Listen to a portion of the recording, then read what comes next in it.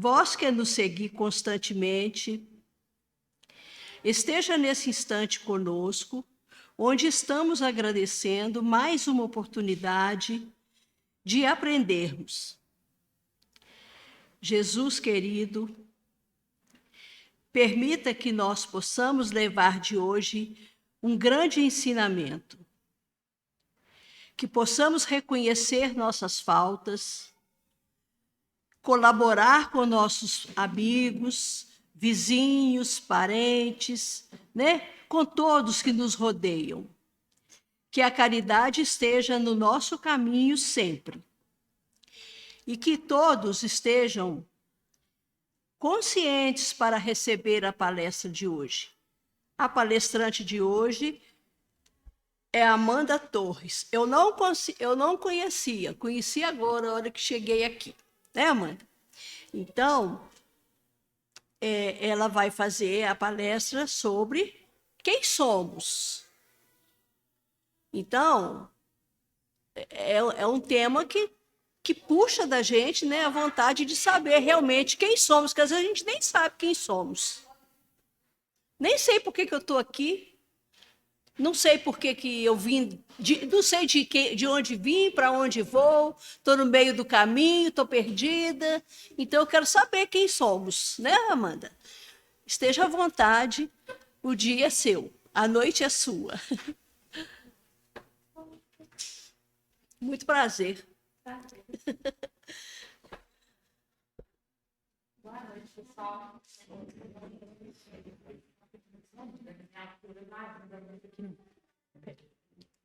Sim. Então, minha gente, o tema hoje é o capítulo Quem Somos, do livro Horizontes do Espírito. E aí, além do texto que tem lá no Horizontes do Espírito, eu também peguei algumas informações nesse livrinho aqui, que se chama Cirurgia Moral. Ele é do Lancelin, psicografia de João Nunes Maia. E como o nome diz, né, ele fala muito sobre as mudanças íntimas que nós devemos fazer e tudo. E aí inclui uma parte, que é a que eu vou usar, que está ligada a essa pergunta, né? Quem somos? Então, né, começamos com a contextualização. O versículo que foi base para esse texto está em João 18, 6. Só que para a gente entender bem o que estava acontecendo e tudo mais, eu coloquei do 4 ao 6. Então, vou contar um pouquinho antes do 4, né? Para a gente poder ler aqui depois.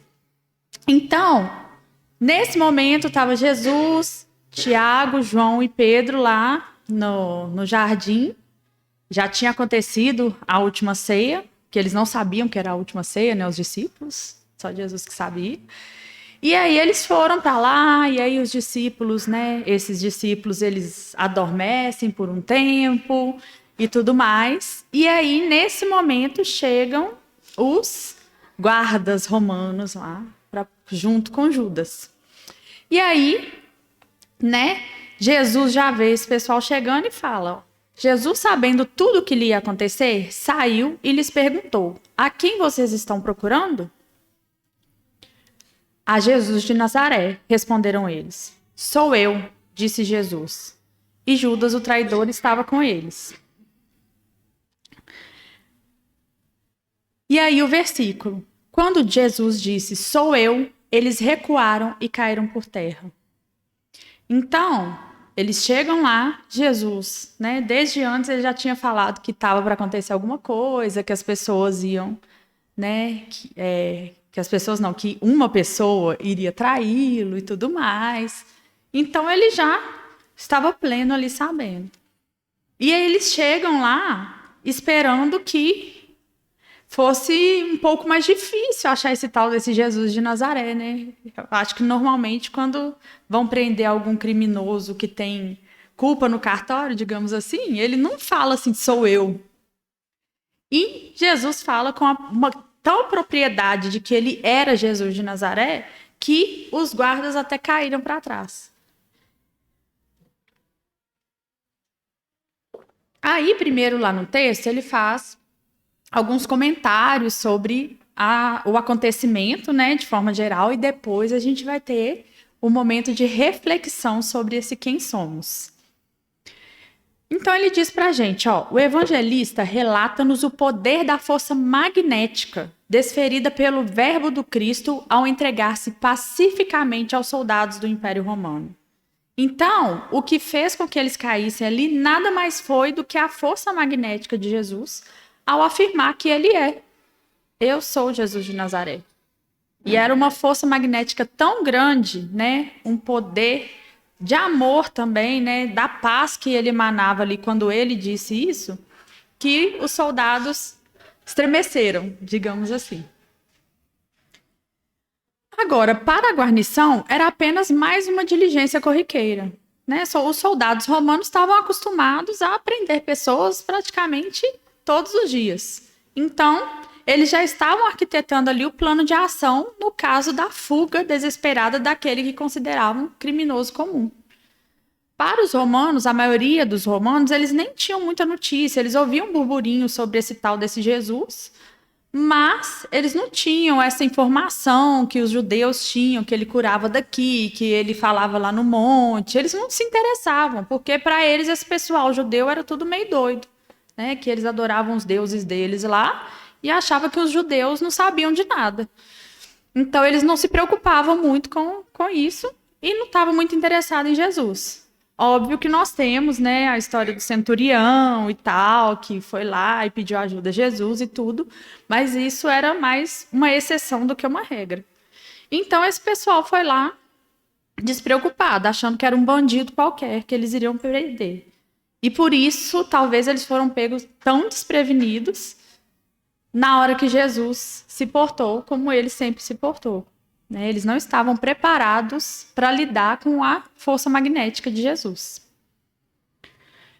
Então Jesus, porém, ao deparar-se com a comitiva que o buscava tal qual lobo faminto, entrega-se como um cordeiro, apresentando-se humildemente aos algozes, dizendo: sou eu. Então, né, é como se os lobos estivessem ali, né, querendo pegar o cordeiro. E no caso, os soldados eles estavam cumprindo ordens, porque quem estava faminto mesmo pelo sangue de Jesus eram os sacerdotes, né? Caifás encabeçando esse grupo. Então, até então, Jesus ainda não chega a sofrer, inclusive, nenhuma violência naquele momento, né? Ele se entrega humildemente, eles prendem ele e o levam. Envolvidos pela descarga de vibrações contidas em apenas 2 palavras pronunciadas pelo mestre dos mestres, os perseguidores recuaram e fizeram-se ao solo. Então, olha só, 2 palavras, sou eu.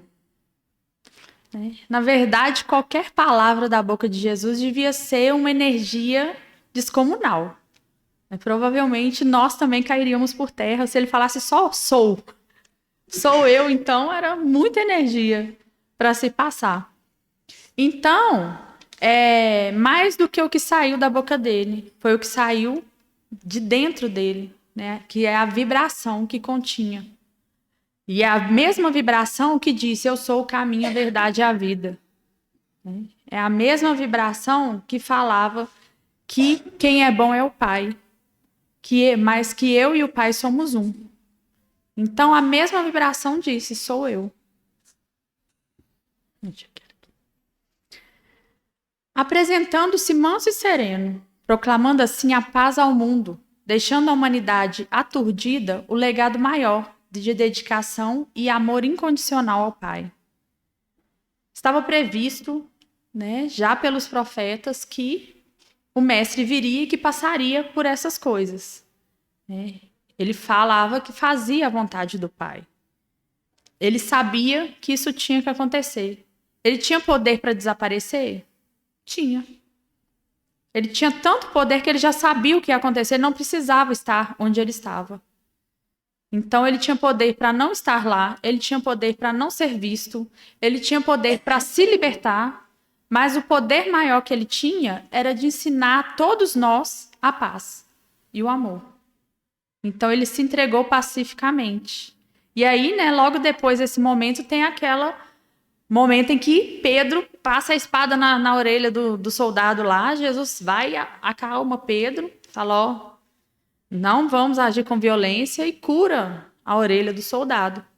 Então, mesmo quem quis defendê-lo, ele não usou desse artifício para poder sair.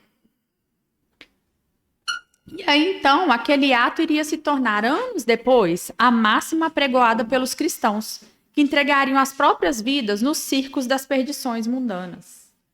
Então, o que acontece? Jesus, que era o mestre dos mestres, ele se entregou pacificamente e com toda aquela vibração de paz. Todas as outras pessoas que vieram após ele para serem martirizadas em nome dele, porque algumas foram martirizadas meio que, né, de quebradinha assim, né, pegaram ele e puseram no bolo. Mas quem foi para ser martirizado em nome de Jesus, por amor a Jesus e a Deus, todos se entregaram suas vidas com a mesma paz, com a mesma humildade, com a mesma tranquilidade que Jesus entregou, porque ele foi o primeiro exemplo. E eles compreenderam que se ele passou por isso, seria uma honra para eles passarem. Claro que é um entendimento, né, de pessoas que já estavam em outro nível evolutivo, né, gente? Eu, ainda bem que eu não estava lá naquela época sendo presa, não, porque eu não queria que leão me comesse, não, nem nada desses negócios, não. Jesus que me desculpe, mas ainda chegaremos num ponto de compreensão, né, dessa tranquilidade. Por mais que nós sabemos que existe vida após a morte, né, que a vida não acaba aqui, que temos várias reencarnações, que teremos outras oportunidades, ainda existe uma lei muito forte em nós, uma lei natural também, que é a lei de conservação.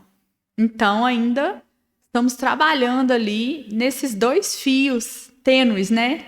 O de entregar a vida ao Cristo, por amor ao Cristo, sem pestanejar, e o de querer conservar a gente encarnado aqui ainda.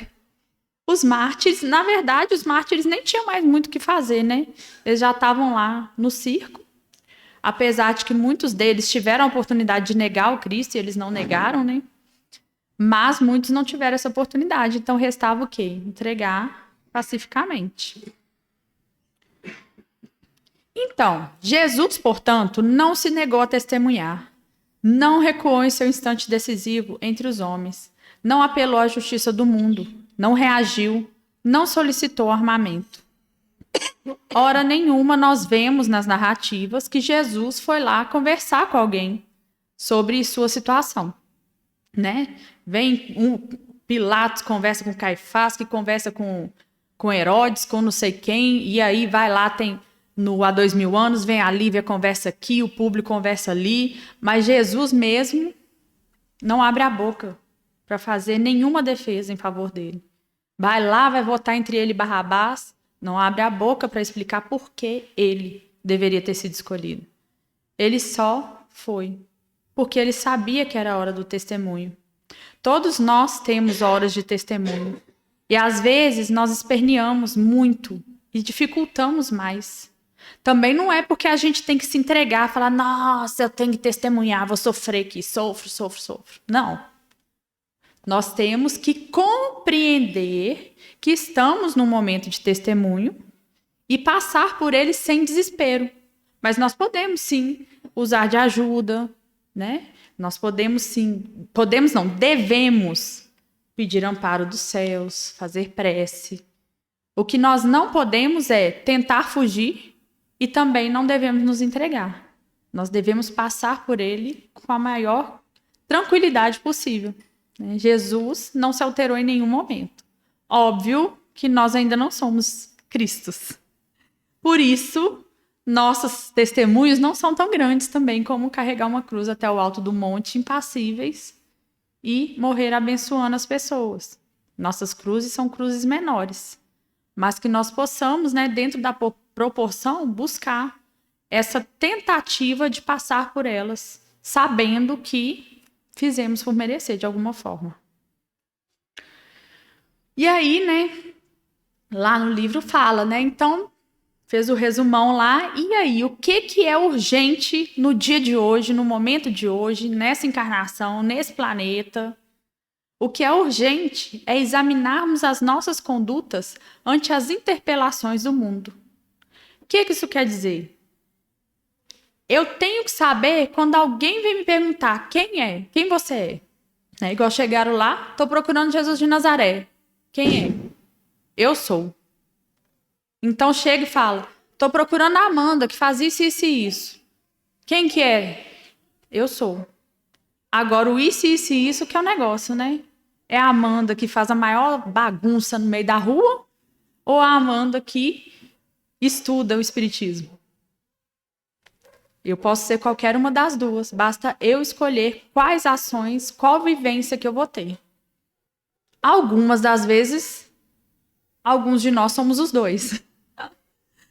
Né? Nenhum de nós, normalmente, né, a não ser se algum de nós estivermos aqui em missão, nenhum de nós é sempre o bom, né? Em toda a boca de todo mundo, se a gente só faz coisa boa, não tem uma pessoa que fala mal da gente. Normalmente a gente dá uma pisadinha na bola aqui e ali.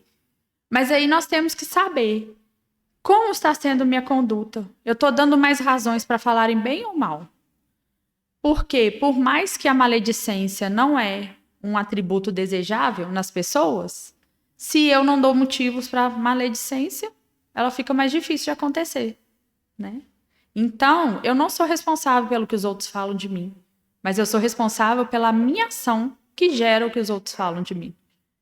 Então, nós temos que pensar nisso. Como estamos nos conduzindo diante o que o mundo nos interpela, né? Não só as perguntas do mundo, mas todos os embates do mundo, como eu estou agindo.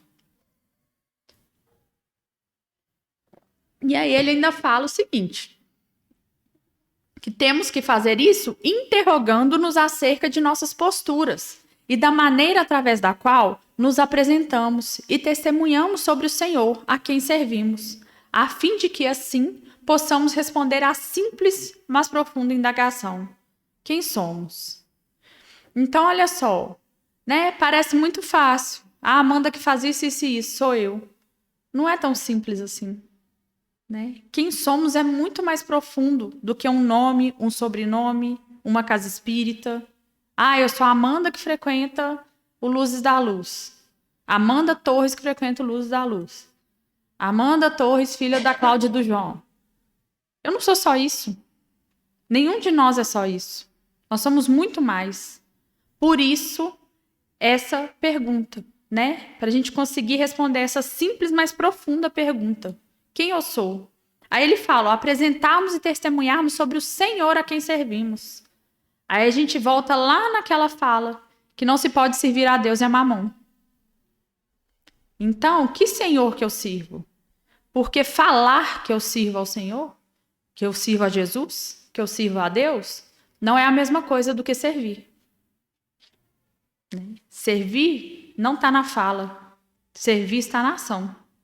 Né? Servir não é, por exemplo, os servos, né? Vamos pôr lá em Roma, já que a gente está falando dessa época. Um servo lá de Roma, ele não servia para ficar lá falando coisas com as pessoas. Quem falava era quem fazia discurso, era o poeta. O servo servia para quê? Para fazer coisas. Ou era cozinhar, ou era servir as coisas, ou era limpar uma casa. Né? Então, se nós servimos, tem que ser em ações. E aí, a quem servimos? Como nós estamos testemunhando a essa pessoa que nós servimos? Jesus fala, não adianta dizer Senhor, Senhor. E ainda fala também que a fé sem obras é morta. Então, não adianta eu vir aqui na casa espírita bater ponto todo dia. Porque tem um espírita batedor de ponto, né? Ele vem aqui todo dia, tá lá, ó, pá. Aí pisou fora da casa espírita, acabou, né? Espírita, mas não, já bate meu ponto lá, gente. Não me perturba aqui na rua, não, que eu fico nervoso. Já fiz minha parte hoje. É o espírita batedor de ponto. Vai lá, acha que servir ao Senhor é ficar 1 hora dentro da casa espírita e pronto. O resto do dia não importa. Já fiz minha parte. Mas justamente o dia não tem só 1 hora, né? Tem 24. A gente tira umas 8 aí para dormir. Quem tem sorte consegue dormir 8 horas. Então sobrou um bocado de hora aí, né? Além da 1 hora mais as 8. Das 9 sobrou 15, né? Eu tô boa de conta, né? 15. Sobrou 15 horas para você ficar brigando com os outros na rua. Porque você não exemplifica a vivência que você tem, o senhor que você serve. Ah, mas nossa senhora, o motorista de ônibus, todo dia, ele é muito sem educação comigo. Eu respondo ele mesmo. Gente, se você não dá conta de ficar em paz com a falta de educação do motorista, pelo menos fica calado. Já é alguma coisa. Né? Porque nós temos que fazer o trabalho de pouquinho em pouquinho mesmo. Né? Não é que hoje eu xingo o motorista e amanhã eu já sou amiga dele. Mas nesse meio tempo, entre o xingar e o ser amiga, eu calo. Mas aí eu penso. Daí a pouco eu diminuo o pensamento, mas ainda fico nervoso. Daí a pouco eu paro de ficar nervoso. Aí eu começo a compreender que esse motorista tem uns problemas também na vida dele e tal. E aí daqui a pouco eu tô amiga do motorista. Então sempre nós temos que buscar essa vivência diferenciada. Esse é o convite eterno do Espiritismo. Viver diferente. E aí, então, né? Eu trouxe, como eu disse, né? Eu peguei algumas coisas do Cirurgia Moral. Eu peguei a parte dele que fala do autoconhecimento. Por quê? Para eu responder com propriedade quem eu sou, eu tenho que me conhecer. Não adianta o outro ir contar quem eu sou. Se vocês sentarem aqui com a minha mãe e ela contar para vocês quem eu vou ser uma pessoa. Se o meu pai contar, eu vou ser outra pessoa. Parecida, mas diferente. Se a minha irmã sentar aqui e contar, eu vou ser outra pessoa. Se o meu colega de trabalho que fica o dia inteiro comigo contar, outra pessoa. Então, quem sabe quem eu sou mesmo? Normalmente ninguém. Por quê? Por isso que nós temos que nos autoconhecer. Porque nem nós mesmos sabemos. Então, o que é o autoconhecimento? É aquele em que não precisamos sair fora de nós mesmos. É a guerra interna, do corpo a corpo, de pensamento a pensamento, de vontade a vontade. Então, o autoconhecimento, além de não precisarmos, nós não podemos sair fora, né? Senão nós vamos conhecer outras coisas e não nós mesmos. O autoconhecimento é aquela coisa que nós fazemos interna. E às vezes, sim, é uma guerra. Corpo a corpo, pensamento a pensamento, que é aquilo que eu estou falando lá sobre o motorista do ônibus. Na hora que você quer xingar e parte de você fala, não xinga, a parte que quer xingar fica nervosa com a que fala, não xinga. Fala, pelo amor de Deus, chata demais. Aí xinga a si mesmo, né? Não é possível, não posso nem xingar o motorista. E aí, nós criamos, a partir do momento em que nós vamos nos conhecendo mais e compreendemos os freios que a gente tem que puxar, nós começamos a ter essas briguinhas internas. Né? E aí fica ali, ó, um pensamento corta o outro, eu começo a pensar mal de fulano, aí parte de mim fala, para com isso, né? Aí já vai para a vontade. A vontade é o quê? Ela leva à ação. A vontade, ela junta o pensamento com a ação. Aí é quando você executa. Já é um outro passo do autoconhecimento, né? Quando você já conheceu, já trabalhou seu pensamento, já consegue pôr em prática. Então, o autoconhecimento, principalmente, é isso. Que nós travemos esse embate, mas a gente não deveria ver como embate, né? Essas mudanças dentro de nós aí, olhando para dentro. Agora, qual que é a importância do autoconhecimento? A autoanálise é serviço divino que nos empresta valores e nos faz descobrir o céu dentro de nós, enriquecendo o nosso coração, acendendo luzes em todos os nossos sentimentos. Não existe céu externo. Céu ou inferno está dentro de mim. Né? Não tem, igual a gente acha, né? Vai subir uma escadinha, eu vou chegar lá no céu. Nuvenzinha, anjinho tocando harpa, né? Tem uma galera que acha que tem uns prédios de ouro.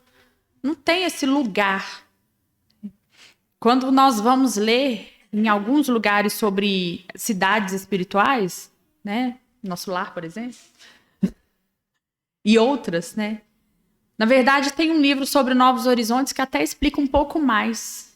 É Além do Ódio, né? Que fala da Novos Horizontes. Inclusive, gente, quem tá querendo juntar bônus hora aí vai ter que morrer lá no Rio, tá? Porque aqui, quando você vai pra colônia melhorzinha, do nível do Nosso Lar, é pra Novos Horizontes, não é pro Nosso Lar não, tá? Nosso Lar é pros cariocas. Já aviso. Para de ficar juntando moeda aí.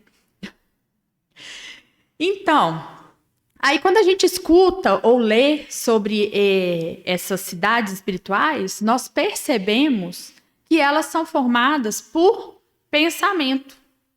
Então, pessoas mais gabaritadas, né, se reúnem e plasmam a ideia daquela cidade espiritual. Então, aquilo ali não foi feito tijolinhos, e aí formou uma estrela de Davi lá nos ministérios do Nosso Lar. Não, são todas formas pensamento. Então, o céu, né, que é o plano espiritual superior, são formas pensamento. O inferno, que é o umbral, são formas pensamento. No livro Libertação, do André Luiz, fala um pouco mais sobre essa formação do umbral também. Então, se o céu está dentro de mim ou o inferno está dentro de mim, a importância do autoconhecimento é justamente eu enxergar isso. Se eu estou enxergando o inferno em mim, bora mudar para o céu, né?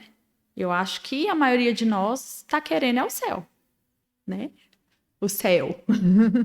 Queremos ficar o quê? Num clima de sentimentos, de pensamentos bons. Porque o clima umbralino, a gente já cansou dele, a gente já ficou demais nele, e ele é cansativo, ele é pesado, ele é difícil. Então, eu não quero vivenciar isso dentro de mim. Mas se eu não olho para mim para ver que eu estou vivendo o umbral, eu não vou saber. Essa é a importância do autoconhecimento. Ah, tá, mas eu já olhei, eu já sei como é que é aqui dentro. Beleza. Então, o que a gente faz? Nós podemos enriquecer nosso coração, acendendo luzes nos nossos sentimentos. Então, já é um outro nível para o autoconhecimento. Normalmente, a gente usa terapia para essas coisas, né? Porque se conhecer tão profundamente assim, a gente não costuma conseguir sozinho, só com a nossa mente. Então, esse já é um outro nível. Eu conheço, eu compreendo que eu tenho sentimentos desagradáveis. O que eu vou fazer com eles? Aí, a minha psicóloga, uma que eu tinha, nem a que eu tenho agora, ela falava assim, você tem que acolher sua raiva. Eu ficava assim comigo. Tipo, com ela eu ficava, beleza. Mas ficava comigo, que acolher raiva? Acolher raiva nenhuma não, gente. Essa mulher é doida. Ela não pode acolher raiva não, a raiva que suma daqui. Aí, no outro dia, a mesma coisa. Você tem que acolher sua raiva. Faz um carinho aí, fala, raiva, o que você quer de mim? E eu ficava, raiva tem que querer nada de mim, não. Some daqui, raiva. Tem raiva nenhuma, eu nem tenho raiva. Raiva nenhuma, tô tranquila. E aí, né, depois, eu acho que até depois que eu já parei de fazer terapia com ela, que eu já tava com outra psicóloga, aí eu fiquei pensando, eu falei, o que ela realmente queria? Talvez ela não se expressou de uma forma que eu achasse adequada. Porque acolher pra mim era tipo assim, Raiva, você tá boazinha, certinha, isso mesmo, Raiva. Não era. Era o quê? Olhar pra ela, jogar uma luz nela e entender por que eu sinto raiva. E fazer alguma coisa sobre isso. Porque enquanto eu nego que eu sinto raiva, eu não faço nada com a raiva. Eu não sinto. O que eu vou fazer com ela? Ela nem existe. O que você faz com algo que não existe? Mas ela existe. Eu só não queria olhar. Então, esse era o acolher. É eu compreender que eu tenho, sim, sentimentos negativos. Se todos nós aqui tivéssemos sentimentos positivos, a gente nem ia estar aqui escutando eu falar ainda por cima, gente. A gente ia estar por aí volitando, ajudando os outros. Né? Então, todos nós temos um ou outro sentimento negativo. Mas, graças a Deus, já temos também sentimentos positivos. Senão, também não estaríamos aqui. Estaríamos em outro lugar, atazanando as pessoas. Então, que a gente possa compreender como modificar esses sentimentos ruins.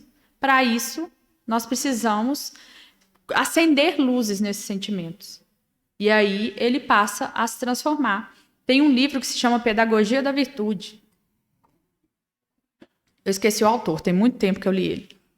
E ele fala muito dessa questão do transformar defeitos em virtudes. né? E como é da pedagogia, fala um pouco mais das crianças, né? Mas fala, por exemplo, assim, que uma criança que é teimosa, ela pode se tornar um adulto persistente se for bem conduzido, porque senão pode se tornar um adulto teimoso também, né? Se continuar do mesmo jeito. Então, todas as partes negativas, elas podem se tornar potencialidades. É só nós sabermos modificá-las para o bem. Então, aquele que já conhece a si mesmo dispensa certos acessórios que pesam muito sobre os ombros e que exigem tempo precioso na sua conservação. Então, olha só, certos acessórios. É aquela questão lá, por exemplo, que eu disse que eu não sinto raiva. Então, a plena Amanda, que não sente raiva, fica fingindo para todo mundo que não tem raiva, que ela é tranquila. Só que finge muito mal, né? Porque todo mundo percebe que a Amanda está com raiva. Mas eu acho que eu estou fingindo muito bem. E isso pesa sobre os ombros. Você ficar disfarçando. Imaginem, por exemplo, alguém que está trabalhando infiltrado, né? Da polícia está lá trabalhando infiltrado. A pessoa não pode descobrir que ele é policial, senão provavelmente ele vai ser morto. Aí ele finge que ele é outra pessoa, com outros hábitos, com outra vestimenta. Quão cansativo deve ser isso? Como deve ser cansativo você fingir ser outra pessoa? Isso ele faz oficialmente no trabalho dele. Muitos de nós, quando não nos conhecemos profundamente, nós fazemos isso porque a gente está afim. Sem pensar que a gente está afim. Nós mostramos uma cara para o mundo que é pesado manter, porque ela não é verdadeira, e enganamos a nós mesmos, o que é mais cansativo ainda, porque nós fingimos para nós mesmos que nós somos outra pessoa. É 24 horas você de infiltrado, né? Infiltrado lá no meio da gangue. 24 horas, ao invés de estar infiltrado no meio da gangue, você está infiltrado em si mesmo. E olha só, a palavra acessórios, né? Qual é a utilidade de eu fingir que eu não sinto raiva? Talvez para eu ficar legalzinha para as outras pessoas. Uma outra pessoa pode me achar legalzinha. Normalmente não adianta muito. Mas para mim não tem utilidade nenhuma. Qual é a utilidade de eu fingir que eu sou caridoso e não agir com caridade? O que eu ganho com isso? Nada. Muito pelo contrário. Eu estou perdendo tempo, esforço. Ah, mas eu dou roupa. Eu não tenho um sentimento assim bom quando eu dou roupa, mas eu faço porque eu sou obrigado, porque eu aprendi e eu dou. Beleza. E aí? Porque doar roupa, primeiro lá no Evangelho fala, né? Nós não fazemos mais do que a nossa obrigação, doar o que nos sobra. É nossa obrigação fazer isso. Então você não está fazendo favor para ninguém. Nem para si mesmo. Você está fazendo sua obrigação. Então, o aprendizado que eu vou ter diante disso, eu perco. Porque eu faço só da boca para fora. E por mais que nós sejamos espíritos eternos, nós não temos fim, ainda assim, nós precisamos evoluir o quanto antes. Lá no outro texto falou que é urgente. É urgente evoluirmos, sim. Nós estamos há milênios empurrando com a barriga. Estamos na porta do planeta de regeneração. Eu vou ser exilado de novo? Quantas vezes eu vou ter que ser exilado até parar de empurrar com a barriga? Então, sim, nós temos com urgência que parar de gastar esse tempo precioso. Nós temos que começar a usá-lo bem. Ou continuar, né? Às vezes a gente já começou, então vamos fortalecendo aí a caminhada. Sê tutor de ti mesmo. Abre os braços para a eternidade e dize: graças a Deus estou livre, porque conheci a mim mesmo. Jesus fala: conhecereis a verdade vos libertará. Ele não disse uma verdade, ele disse a verdade. E quanto mais eu passo a compreender a mim mesmo e me tornar mais perfeito, mais próximo da verdade eu estou. Mais próximo da liberdade eu chego. A verdadeira liberdade. Por quê? nesse planeta que nós estamos ainda, nesse país com uma cultura, principalmente, né, em Minas Gerais, de botecos e tudo mais, a gente acha que a liberdade é, por exemplo, um jovem de 16 anos sair para noitada, voltar de madrugada, beber, fumar. Muitas pessoas acham que isso é liberdade, porque ele fez o que ele queria. Tudo bem, pode ser que ele fez o que ele queria, mas ele fez o que é bom para ele. Deixa eu tentar lembrar em qual texto. Eu esqueci o texto, mas foi no Palavras de Vida Eterna que eu estava lendo sobre liberdade. Ele fala... Ele é de um texto da carta de Paulo, que fala que foi para a liberdade que eu vos libertei. Paulo escreve assim na carta, é para a liberdade que eu vos libertei. E aí lá fala que muitas das vezes nós não compreendemos a liberdade. A liberdade, ela, na verdade, é nos libertar de nós mesmos, dos nossos pesos. Por exemplo, né, Emmanuel fala lá que a liberdade é eu fazer a vontade do Pai. Quando eu li e falei assim, gente, mas então eu só sou livre quando eu faço a vontade do Pai. Se eu fizer outra vontade, eu não sou livre, não. Que liberdade que é essa? Eu já fiquei meio rebelde, né, gente? Mas eu não sinto raiva, então não fiquei nervosa, não, tá? Aí eu fiquei, gente, como assim? Aí você vai lendo o texto, você compreende. Não é que você tem que fazer a vontade do Pai. É que você percebe que a melhor opção... Oi? Fica automático fazer a vontade do Pai. Exatamente. Você percebe que a melhor opção é essa. Você tem a opção de fazer outra coisa, né? Mas você quer fazer isso. Isso é liberdade. Por quê? Quando eu estou preso a um vício, por exemplo... um vício desses aí que dá até, sei lá, como é que fala? Crise de abstinência, se eu parar de usar, sei lá, cocaína. Crack é mais pesado, né?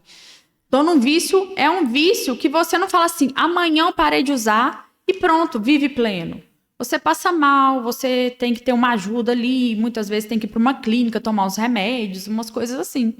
Então, você não é livre para usar o crack, porque você está preso a ele. Agora, quando eu estou aqui, eu não sou viciada em crack. Existe o crack e existe o caminho fora das drogas. Agora eu estou livre para escolher. E aí eu decido que é melhor não usar drogas.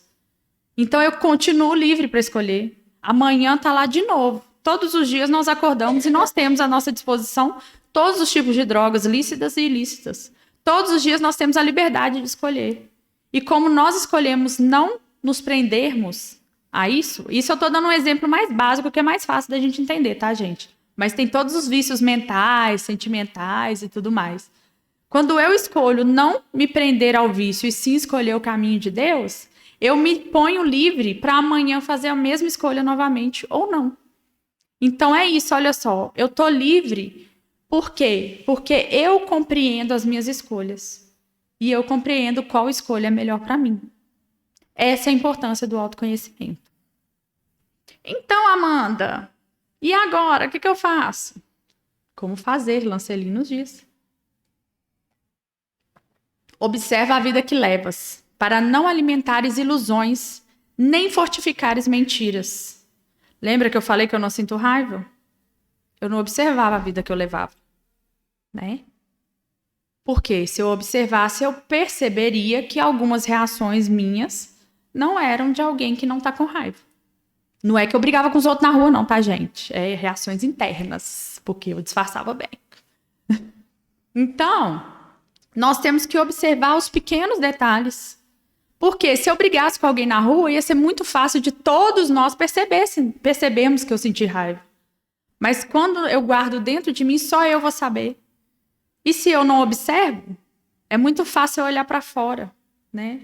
Ah lá, ó, meu pai brigou hoje, tá com raiva. É fácil eu reclamar do meu pai. Para que eu vou olhar para mim?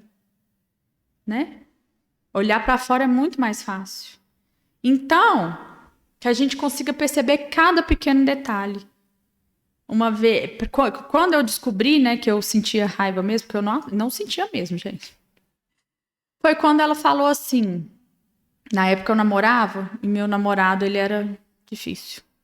Aí ela falou assim, aconteceu uma coisa lá, eu tava contando pra ela, ela falou assim, e aí você sentiu raiva, né?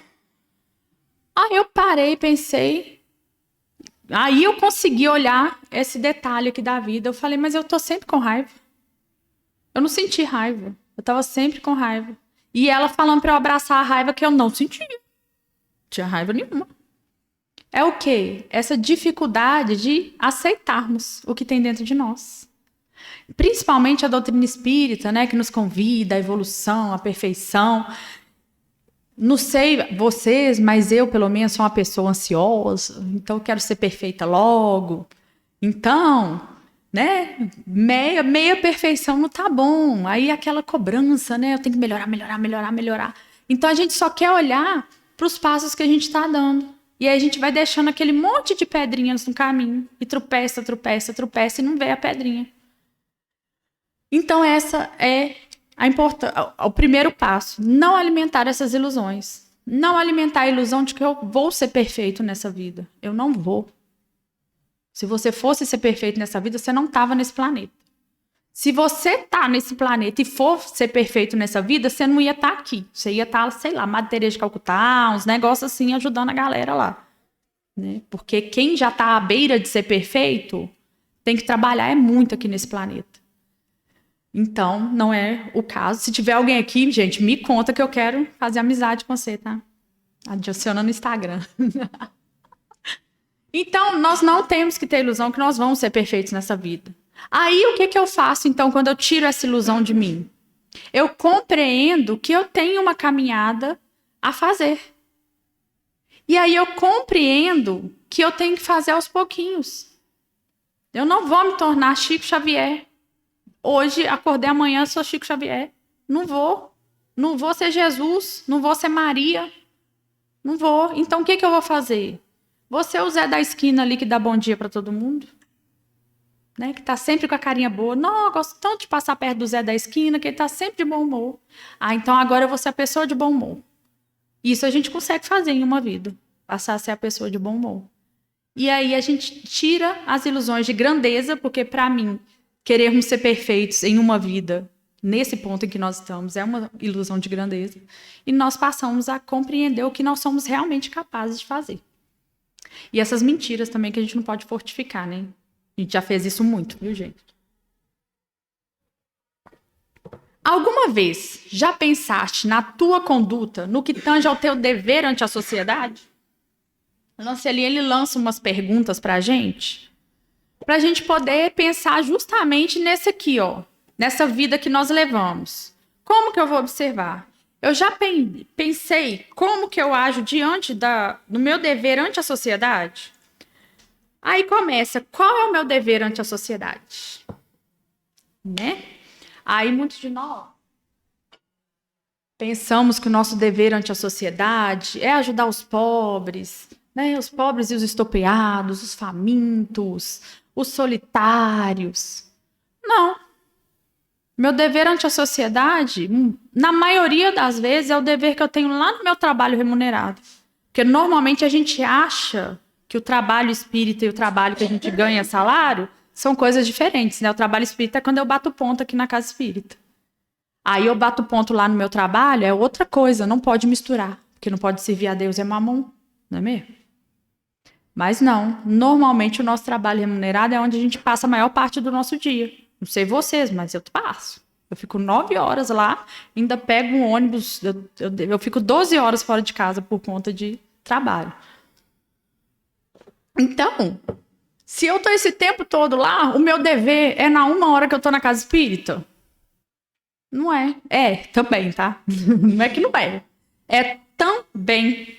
O meu dever ante a sociedade é 24 horas por dia. Então, eu já pensei como eu me conduzo no meu ambiente de trabalho? Com aquele chefe que às vezes implica comigo, com aquele colega que é pelinha, fala demais. Como eu me comporto?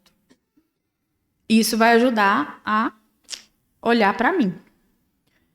Já procuraste observar o que falas durante o dia e o que fazes no decorrer deste tempo? É aquela fala lá de Santo Agostinho. Eu já ia falar Santo Antônio de Pádua, mas eu falei, não, é um nome só. Santo Agostinho. Que ele ensina pra gente, né? Que todo dia à noite ele sentava lá no quartinho dele e fazia uma análise do que ele fez de bom, do que pode melhorar. A gente olha e acha que é uma solução até muito fácil de fazer, né? Ah, não, posso analisar. Isso dá. Eu sento aqui e vou analisar. Alguém aqui já conseguiu fazer isso por mais de uma semana seguida? Pode levantar a mão, não? Nem eu. Porque a gente não para observar o que a gente fez durante o dia.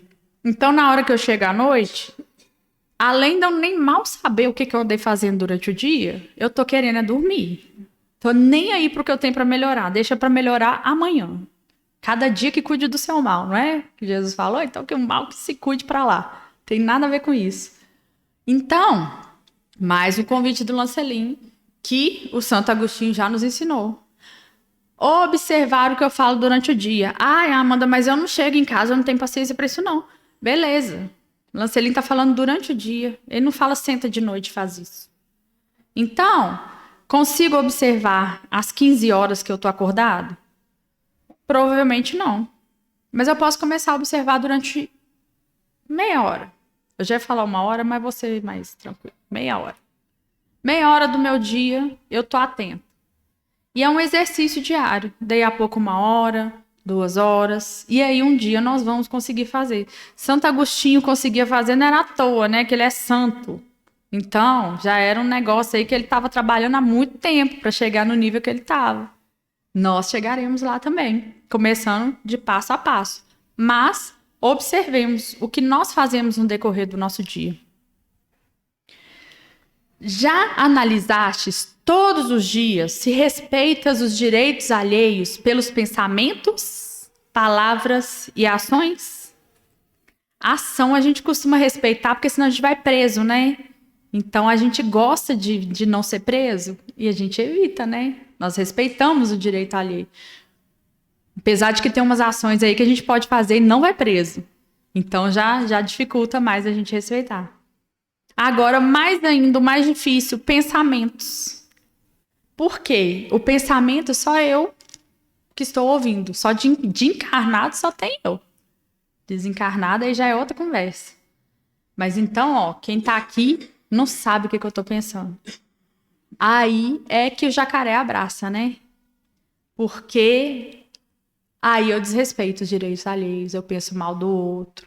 Eu falo, nossa, fulano bem que podia tropeçar ali naquela esquina para ele aprender a parar de ser folgado. Né? Só pensei. Se ele tropeçar, eu dou até um risinho. Mas ninguém vai saber que eu desejei isso para ele. E aí? Como que estão meus pensamentos? E olha só, ele só fala ali, ó, direitos alheios. Ele não tá nem pedindo para eu querer o bem do outro, não. Direito só. Sei lá, igual tem lá no Estatuto da Criança e do Adolescente. É direito da criança... Não sei, eu não lembro o que é. Eu sei que estudar é direito da criança. Trabalho em escola, isso eu sei que é direito da criança. Eu não sou professora não, tá, gente? Antes que alguém se pergunte, eu trabalho na secretaria. É direito da criança estudar. Direito. Então, eu tô respeitando o direito da criança estudar? Eu tô, né? Porque eu trabalho na escola, eu ajudo lá a criança a estudar. Mas, isso não quer dizer que eu quero que a criança seja feliz na escola, que eu quero que a criança tenha uma vida plena na escola. O direito dela é estudar. Entendeu? O básico que ele está pedindo aqui. Respeitar o direito. E às vezes a gente não respeita. Imagina, além de respeitar o direito, nós queremos o bem. É um outro nível. Então, é para ver bem assim como nós lidamos com o mundo. Como, às vezes, nós achamos que nós estamos indo muito bem, mas ainda deslizamos e não percebemos. Porque se eu deslizo e percebo, eu tenho a oportunidade de consertar. Mas se eu não percebo, como que eu vou consertar? Eu não sei. Eu nem vi. Eu estava certo. Ah, eu fechei fulano no trânsito mesmo e estava vindo me cortando pela direita? Tô certo. Caiu na moto lá, azar dele. Né? E segue, continua fechando os motoqueiros lá, passando pela direita. Sim, a regra de trânsito fala que não se deve ultrapassar pela direita. Né? E além disso, tem uma coisa que se chama ponto cego. Para quem não sabe, realmente ele existe. Mas eu achar que mesmo assim eu tenho o direito de ferir o outro e não perceber que eu estou errado, não vai me levar a uma mudança. Ou seja, eu não tenho autoconhecimento quando eu vejo isso, quando eu não percebo isso, que eu estou errado. Então, trabalha no hoje. Analisa a tua própria personalidade e vê o que nela tens a consertar. Na sequência que as leis da serenidade nos ensinam, para que não haja violência em qualquer sentido. Esse livro, Cirurgia Moral, deixa eu ver quantos capítulos que ele tem, que eu não lembro mais não. Ele tem 50 capítulos. E como vocês podem imaginar, são capítulos pequenos, porque ele é um livro fino e pequeno. Todos com esses temas, né? E o tempo todo ele fala justamente disso ali, ó. Não haja violência em qualquer sentido. A violência não é violência, assim, de atos de violência, não. É violar a nossa capacidade. Emmanuel fala no Pensamento e Vida que a evolução não dá saltos. E não dá mesmo. Então, não tem como eu sair de um ponto A ao ponto B sem passar por um caminho. Nem que esse caminho seja uma reta. Normalmente, a gente faz um monte de curva, né? Mas tudo bem, vamos passando. Esquece essa parte. E aí, como a evolução não dá saltos, eu tenho que seguir o caminho que eu dou conta. Quando eu me obrigo a ser perfeito rápido, eu estou me violentando. Por isso, para que não haja violência em qualquer sentido. Não é eu ter uma violência com o outro, nem o outro em relação a mim. É eu me violentar na minha capacidade de evolução. E eu faço isso porque eu não me conheço. Eu faço isso porque eu não tenho auto-perdão. Eu não tenho carinho comigo mesmo. Jesus fala, amai ao próximo como a si mesmo. Aí eu exijo de mim algo que eu não dou conta. Eu vou acabar exigindo do outro também. Por quê? Se eu sou tão duro comigo, por que eu vou ser mole com os outros? Todo mundo tem que ser certinho, sim. Todo mundo tem que evoluir rápido. Pra que essa moleza? Vamos. E aí a gente fica cansado de nós mesmos. Porque nós nos cobramos demais. Então, olha só, trabalhar no hoje. Eu quero ser evoluído daqui a 100 anos. Não importa.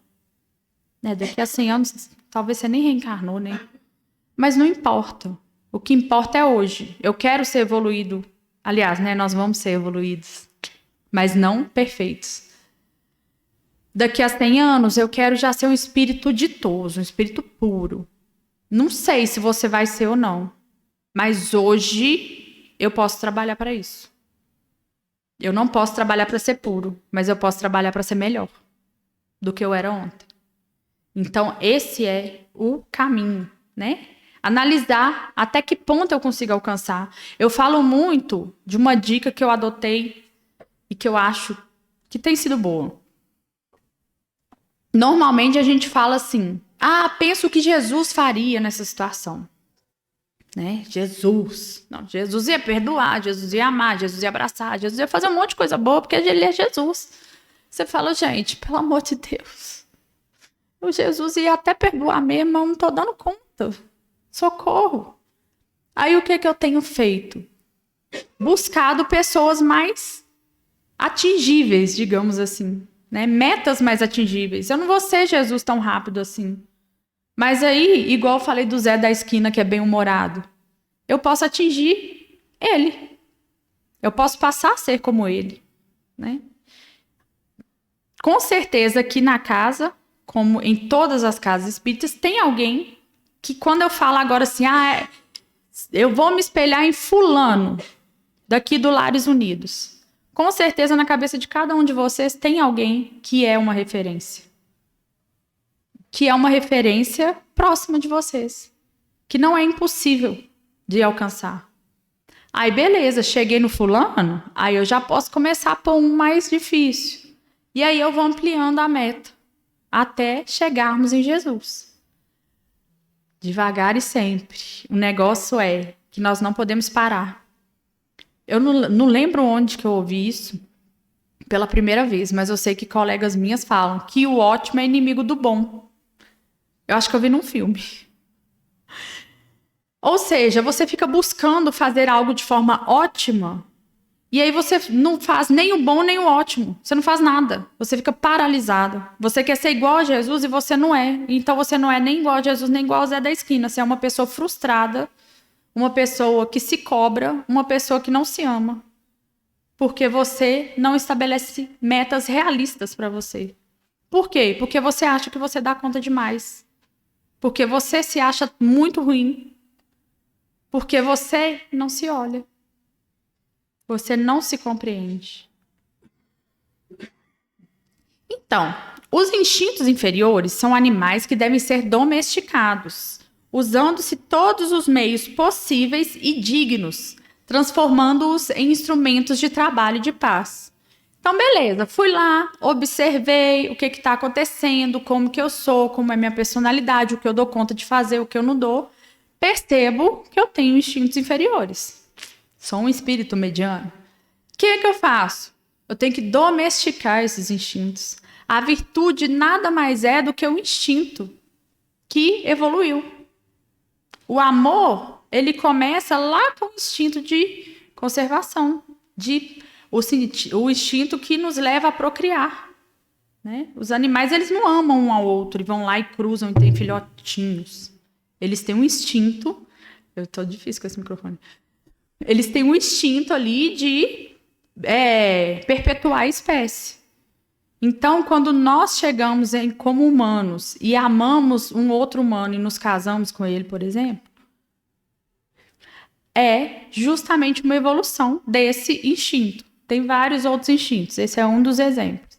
Então, nós temos que transformar eles em instrumento de trabalho de paz. Então, nós não nos unimos mais para perpetuar a espécie humana já tem gente demais, gente, muita coisa. Não é para isso. É para outros objetivos. Sim, nascem filhos também. Mas e aí? O que eu faço diante disso? Né? Nem vou falar muito sobre isso, porque tem um capítulo inteiro do Livro dos Espíritos. Capítulo inteiro não, mas uma boa parte que fala sobre a tarefa dos pais diante dos filhos diante do pai e tal, que vai além do instinto. Então, se podes coordenar as tuas ideias, que os faças com harmonia. Se é do teu agrado disciplinar a tua fala, começa logo. Se podes dar cadência aos teus passos, o faças também. Se podes vestir-se decentemente, não deves esquecer-te de fazê-lo. Então, agora já é o convite para partir para a ação. O que eu dou conta de fazer, começo a fazer agora. Olha só, tem de tanto coordenar as ideias, ou seja, cuidar do pensamento, não usar o pensamento de forma inadequada. Igual eu falei, né? Não pensar o mal da pessoa ou alguma coisa assim. O pensamento é a última coisa que nós conseguimos educar. Porque mais ninguém vê. Então a gente vai enrolando ele ali para tentar ficar, né, mais agradável ao mundo. Então a gente começa lá no de baixo, olha lá. Se o que você pode fazer é se vestir decentemente, então se vista decentemente, né? Aí vocês vão me perguntar, o que é vestir-se decentemente, Amanda? Vocês sabem o que é vestir decentemente, né? Primeiro não andar... Aliás, vou até contar para vocês, gente, para dar um exemplo, mais um exemplo da minha vida. Fui fazer o exame psiquiátrico para poder ser admitida lá onde eu trabalho, né? Porque é concurso. Aí, a gente que tinha que ir no psiquiatra, eles não tinham psiquiatra, não. Cheguei lá no psiquiatra, ele perguntou se eu tinha memória boa. Eu falei, tenho, muito boa. E tal, umas coisas assim que ele me perguntou. Aí eu fui lá ler o laudo. Primeira coisa que ele escreveu, que minhas roupas não estavam do avesso. Olha só. Eu tô lá pensando, né, que eu tinha que fingir que minha memória era boa. Minha memória era péssima. Nunca não melhorou muito, não, mas tá aí. Mas a primeira coisa que ele fez foi observar como eu estava vestido. Que eu não estava com as minhas roupas do avesso. Então, vestir decentemente não é só não vestir aquele short que parece uma calcinha e um sutiã e andar na rua, não.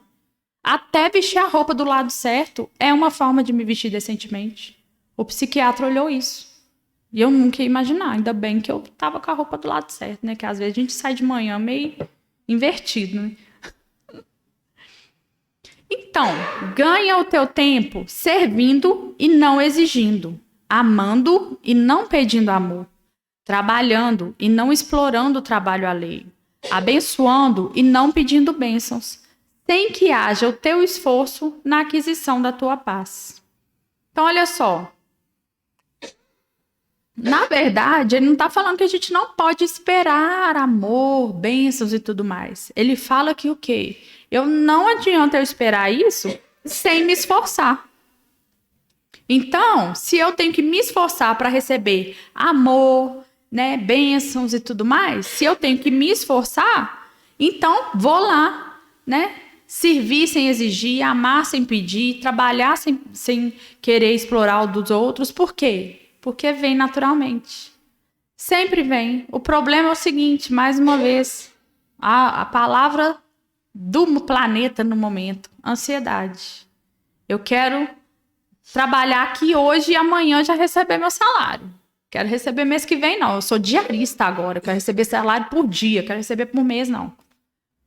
E aí a gente fica nessa ânsia de receber o retorno. Gente, às vezes o retorno do meu trabalho hoje, ele vai vir daqui a 2 encarnações. E quando eu estiver lá, eu nem vou saber por que eu estou recebendo a bênção. Vou receber e falar, nossa, Deus, obrigado, o Senhor é muito bom comigo. Deus é bom mesmo. Mas eu trabalhei 2 encarnações atrás para poder receber isso.